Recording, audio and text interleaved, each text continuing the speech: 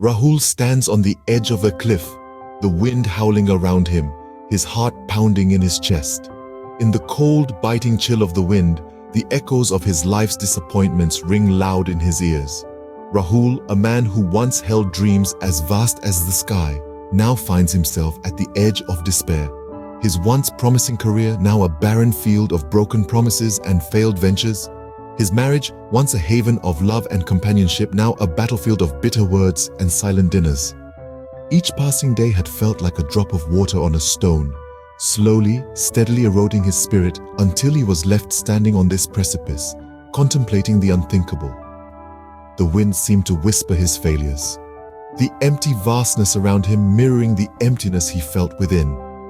The cliff's edge, a harsh, unrelenting line between life's harsh reality and the tempting allure of oblivion.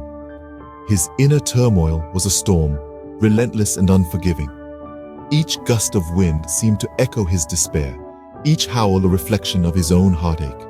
His face, weathered by the trials of life, bore the marks of a man who had fought valiantly, but found himself on the losing side.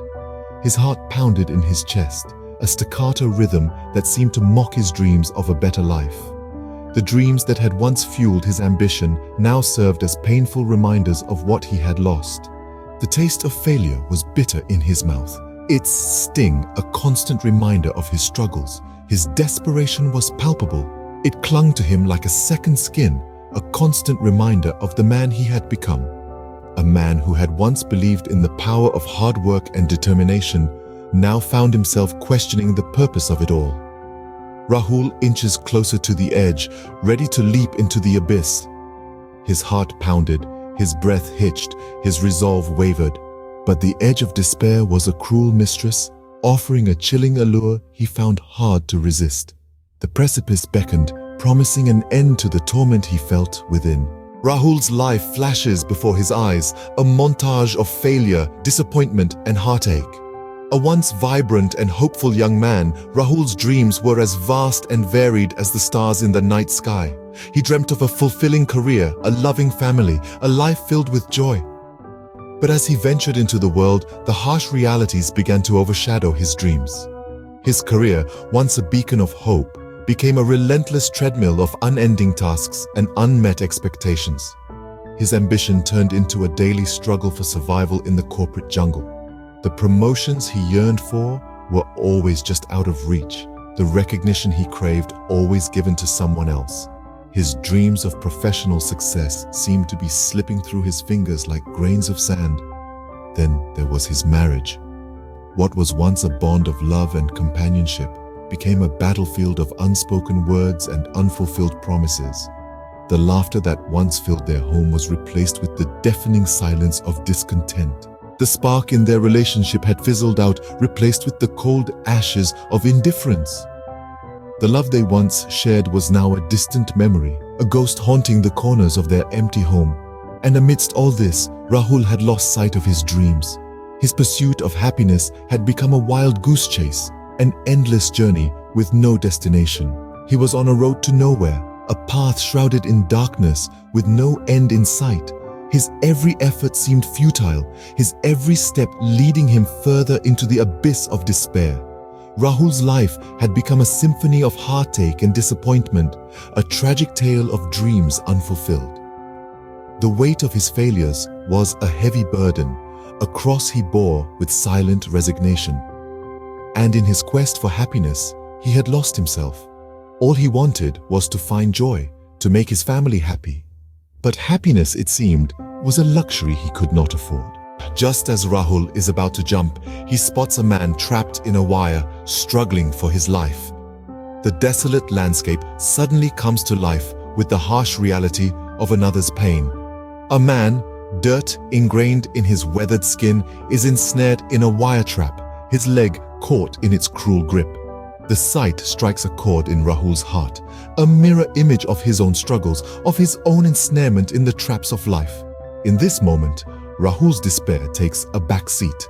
A stranger's life hangs in the balance, and he finds himself compelled to help.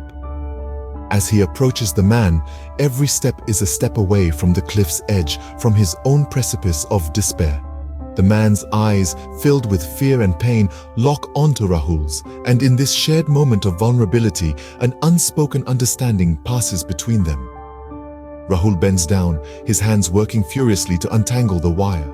Each pull, each tug is a battle against the physical manifestation of their shared struggles. He grunts with the exertion, his own pain momentarily forgotten in the face of the man's immediate danger. The man too fights his own battle. His ragged breaths echo in the silence, his hands clenched into fists against the dirt. He's fighting for his life, just as Rahul was moments ago, yet his fight is against a tangible enemy, the wire. Rahul, on the other hand, is fighting an invisible enemy, his own despair. With one final tug, Rahul frees the man. They both collapse on the ground, panting. Their eyes meet, a silent acknowledgement of the ordeal they've just been through. In this moment, Rahul feels a shift within him. He'd been prepared to end his life.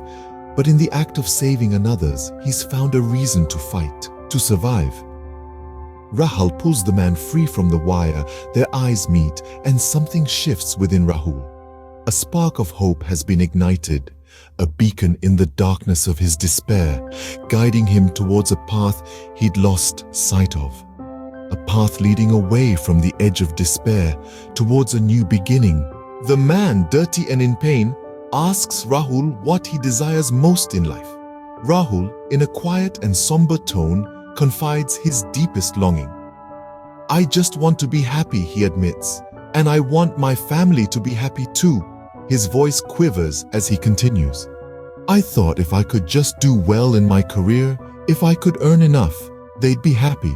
But it feels like I'm chasing a mirage." The man, wincing from the pain in his leg, shakes his head, a knowing smile on his face.